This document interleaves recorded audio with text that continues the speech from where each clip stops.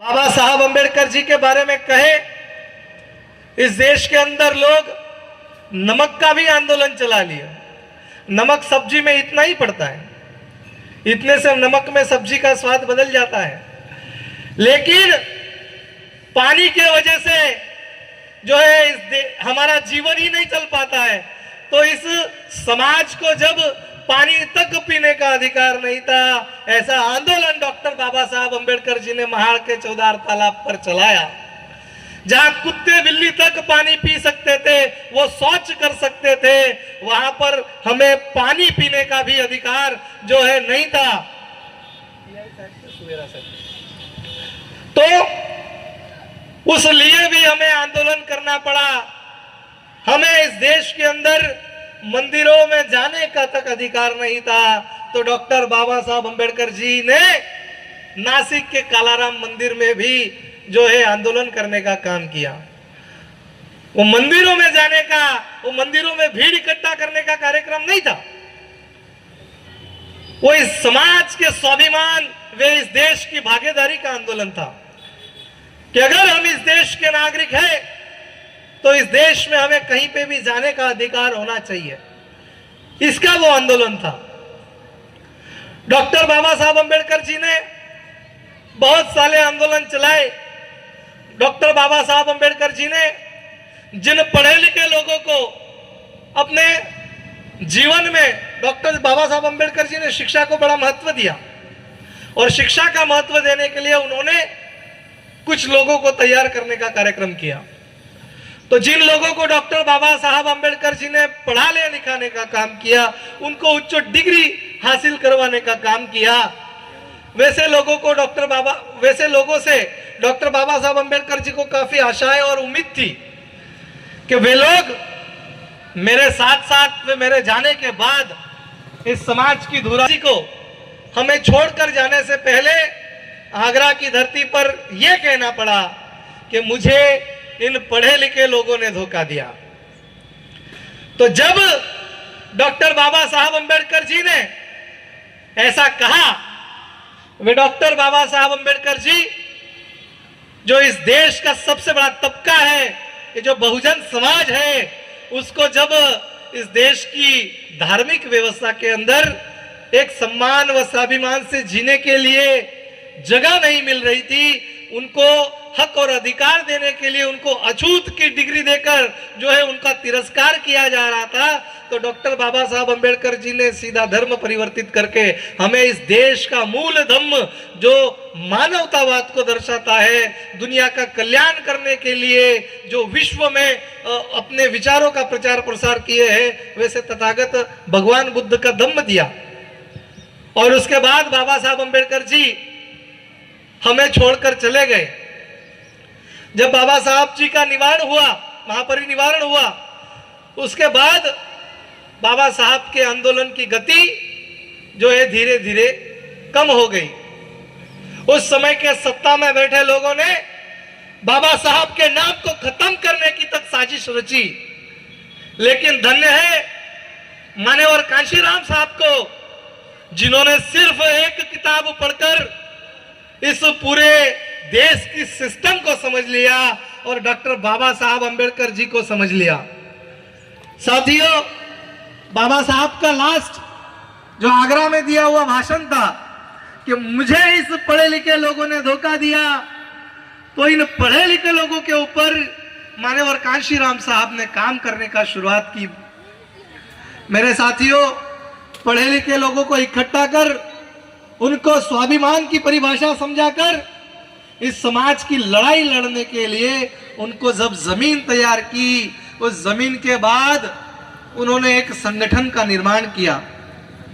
वो संगठन की गति जितनी तेजी से बढ़ रही थी, उतना ही तेजी से समाज में प्रबोधन का काम हो रहा था। और जब समाज में प्रबोधन का काम हो रहा था तो समाज निर्मिति का काम निरंतर चल रहा था। बाद में मान्यवर कांशीराम साहब ने DS4 नाम की संस्था का निर्माण किया। DS4 इसलिए बनाना पड़ा कि जहां जहां हमारे समाज के ऊपर अन्याय अत्याचार होता था, तो हमारे साथी अपना झंडा और डंडा लेकर वहां पर पहुंच जाते थे, अपनी फोर्स को लेकर पहुंच जाते थे, वहां पे कानून का राज निर्माण करने के लिए कानून से लड़ाई लड़ने का काम करते थे। ऐसी एक व्यवस्था का निर्माण भी माननीय कांशीराम साहब ने किया।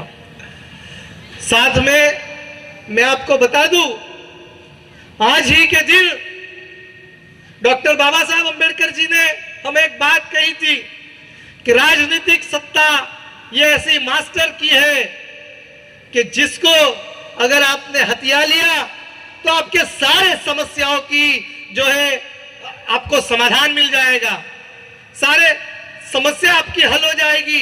क्योंकि राजनीतिक सत्ता इस देश के लोकतंत्र में सबसे बड़ी सत्ता है और उस सत्ता को हथियाने के लिए आपके पास किसी हथियार की तो आवश्यकता है।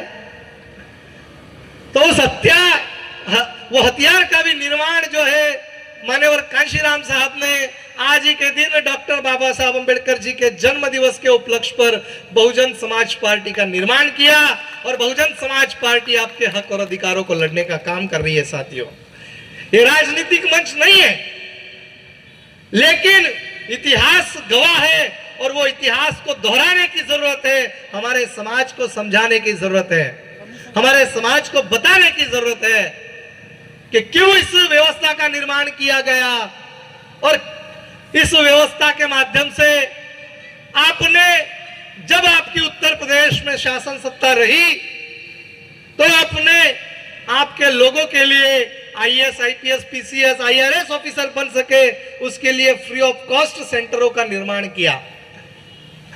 आज एक कांस्टेबल बनने के लिए हमारे लोगों को संघर्ष करना पड़ रहा है, चपरासी की, झाड़ू वालों की नौकरी करने के लिए भी यहाँ पर संघर्ष करना पड़ रहा है।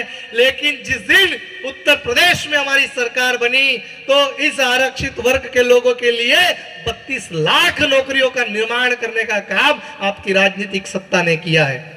तो ये भी आपको समझने की जरूरत है।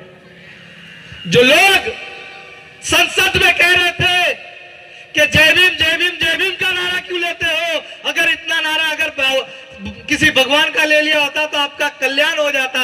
मैं उनको कहना चाहूंगा इस मंच से कि ये जय भीम की ताकत है कि आपकी सत्ता में रही कई सारी पार्टियां और आपकी भी पार्टियां आज के दिन जय भीम का नारा लेकर ये शासन और सत्ता में जो है जो योजनाएं निर्माण कर रही है, हमारे लोगों को बरकरार लाने का काम कर रही है। तो ये जय भीम की ताकत है। जय भीम की ताकत को इस देश के अंदर समझना होगा। जिस दिन जय भीम वाले लोग अपनी ताकत को समझ लेंगे, मैं आपको एक उदाहरण देता हूं कि बहुजन समाज पार्टी का सिंबल हाथी है। हाथी को अगर अपनी ताकत का अंदाजा पता चल जाए तो हाथी अगर पागल हो गया तो क्या करेगा? पूरे जंगल को तहस नहस कर देगा। जो अपने आप को राजा बना के बैठा है शेर, वो भी हाथी के सामने आने का जरूरत नहीं करेगा, बशर्ते हाथी को अपनी ताकत का अंदाजा हो जाए। आज हाथी सोया हुआ है, हम जगाने का काम कर रहे हैं। जिस दिन ये बहुजन समाज का हाथी जाग जाएगा, जिस दिन ये शासन सत्ता को अपना लेगा, अगर शासन सत्ता में आ जाएगा तो इस देश में कभी भी किसी दलित समाज के व्यक्ति को, आदिवासी समाज के व्यक्ति को घोड़े पे बैठने के लिए मारा नहीं जाएगा। मूंछों पे मूंछ रखने पे जब उनको मारा नहीं जाएगा, उनकी बहन बेटियों के साथ अन्याय अत्याचार नहीं होगा। जिस आपको बता दूं कि राजा और वे शासक कम्युनिटी के परिवार के साथ वे उनकी बहन बेटियों के ऊपर कभी भी कोई भी व्यक्ति जो है नजर उठा के नहीं देखता है। तो साथियों, मैं आपको बता दूं, आप अगर शासन सत्ता में आ जाएंगे, आप अगर शासक बन जाएंगे तो आपकी बहन बेटियों के साथ कोई अन्याय अत्याचार नहीं कर पाएगा या आपके ऊपर किसी तरह का कोई अन्याय अत्याचार नहीं करेगा। मैं आपको बता दूं साथियों, ये लड़ाई इस देश के अंदर प्रतिनिधित्व की है। अगर सही मायने में हम लोग डॉक्टर बाबा साहब अंबेडकर जी के विचारधारा को अपना ले, अगर सही मायने में हम लोग अपने महापुरुषों के विचारधारा को अपना ले, वे बहुजन समाज के महापुरुषों की विचारधारा को अपना ले, वे शासन सत्ता तक अगर हम किसी तरह से पहुंच जाए तो मैं जरूर कहना चाहता हूं कि हमको इस देश से फिर बाद में हमारे इतिहास को मिटा सके ऐसी कोई ताकत, इस देश में पैदा नहीं होगी। तो आज जय भीम की ताकत इकट्ठा हुई है, तो उस जय भीम की ताकत को मैं बताना चाहता हूं कि आने वाले समय में क्या कहाँ है अपना अम्बेडकर नगर। मैं आपको बता दूं, सूरत शहर के पुलिस कमिश्नर साहब सिर्फ कुछ समय में ही आपके बीच उपस्थित होने वाले हैं। तो मैं आपको जान